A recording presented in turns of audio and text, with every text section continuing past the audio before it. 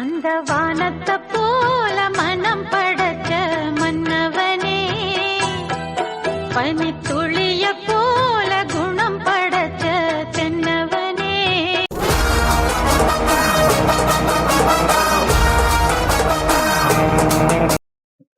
எப்பட்றா எப்பட்றா தப்பிச்சான் இந்த வைத்தி? தெரியலங்க தலைவரா. எவ்வளவு கஷ்டப்பட்டு இந்த ஐடி நான் மாட்ட விட்டேன், எப்படி தப்பிச்சான்?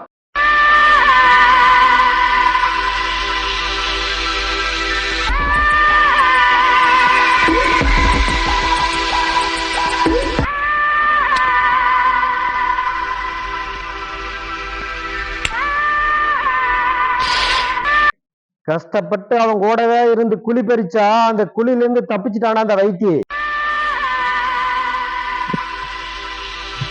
வாங்க வாங்க தலைவரே. அப்பா தலைவரே, எப்படியோ ஐடின்னு நல்ல வேலை தப்பிச்சிட்டீங்க தலைவரே. டேய் தலைவர் சேர் எடுத்து போடுறான். டேய் ராஜமாணிக்கம், என் சேர அபகரிக்க ஐடியா பண்ணிட்டு எனக்கே நீ சேர் போடுறியா? தலைவரே என்ன தலைவரே சொல்றீங்க? எனக்கு ஒண்ணுமே புரியலையே தலைவரே. டேய் உன்ன மாரி 1000 துரோகிகளை நான் அரசியல பார்த்தவன்டா, எங்கிட்டேவா? அப்புறம் வைத்தி டீ சாப்பிடலாமா? டேய் இத்தனை வருஷமா என்கிட்ட டீ வாங்கி குடிச்சிட்டு இருந்த பையன் நீயே இன்னைக்கு என்னையவே டீ சாப்பிடலாமான்னு கேட்குறீனா, இதுக்கு என்னடா அர்த்தம்? என்ன அர்த்தம்? இனிமேல் நான் தான் கேட்பேன்னு அர்த்தம். எடா சொன்ன அரசியல்ல தலைவர் வளர்ச்சி விட்டத ஒன்று அவரு தான்டா.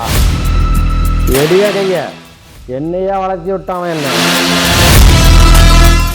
நான் 5ம் 10ம் அடுத்தவன் கணத்தை பிடிச்சி மிரட்டி சம்பாரிச்சு அவனுக்கு அதுல கமிஷன் கொடுக்கணும்.